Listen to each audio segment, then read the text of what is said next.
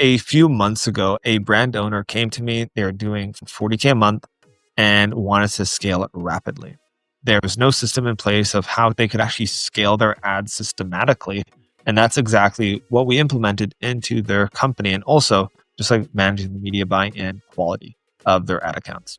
First off, what we're going to go look at today is a very simple creative system to track and manage all of the ads that we are pumping out.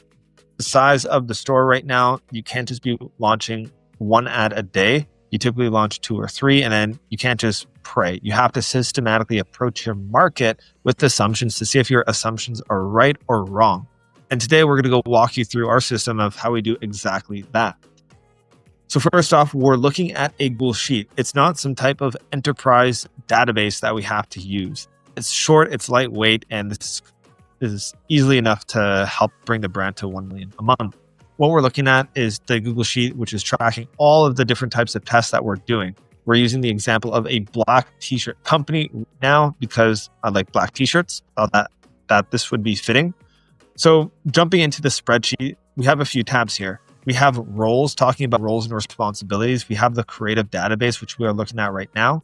We have a spreadsheet of all the winning ads, a backlog of UGC, because what we're doing is slice and dice ads right now of user-generated content. We do a little bit of AI too, but we just have a whole list of our creative assets. Think about it as ingredients, where whenever we're creating a new recipe or a new ad, we could just pull our best performing creative assets.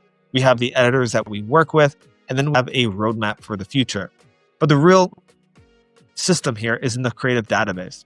So let's go ahead and walk you through these columns here.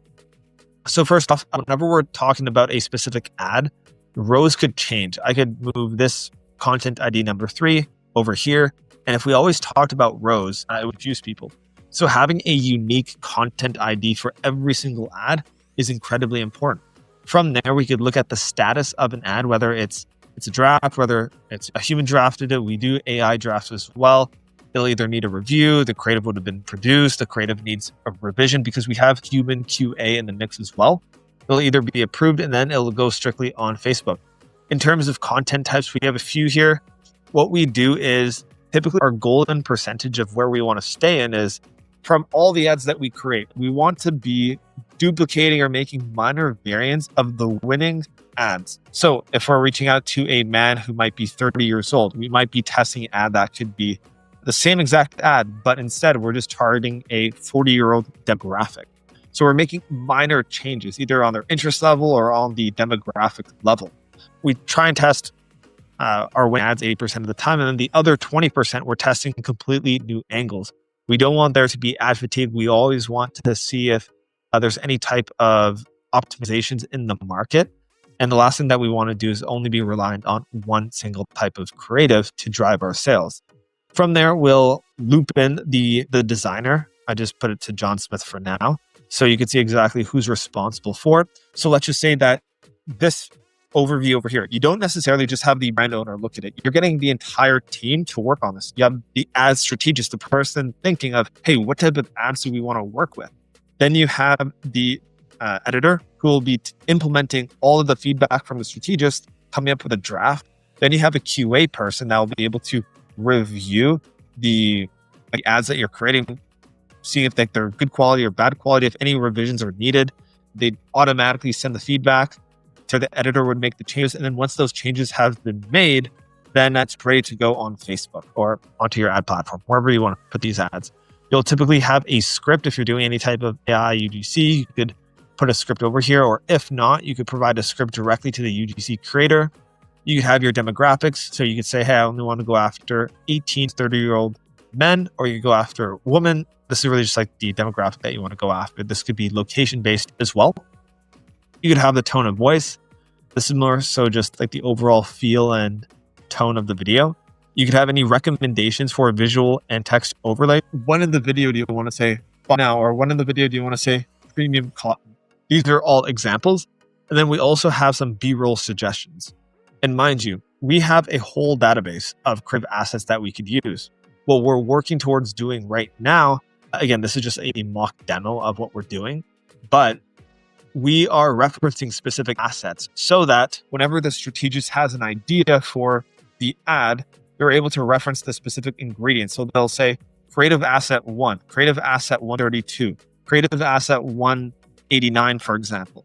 And then the editor will be able to pull those raw assets and then make the ad very quickly instead of always having to generate these assets from scratch again.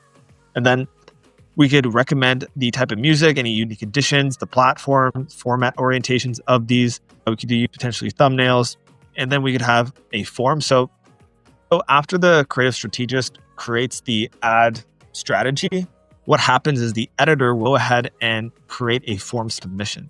What will automatically happen is the day that they submit the form, they'll have to input the link to the ad. They'll rate the quality of the ad themselves. So we want there to be accountability at the editor level. Hey, is this the best ad you've ever created in your life? Again, they're managing a lot of volume, but we want there to be some sort of self-ranking between a 7, 8, 9, or even a 10 to maintain quality.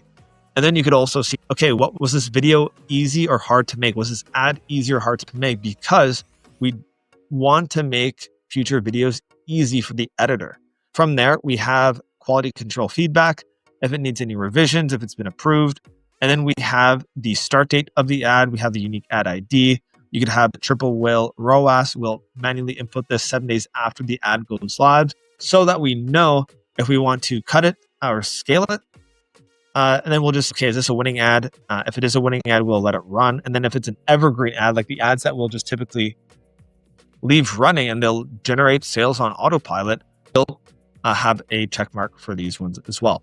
So this is the creative strategy overview that we use internally to manage all the ads that we launch, we manage.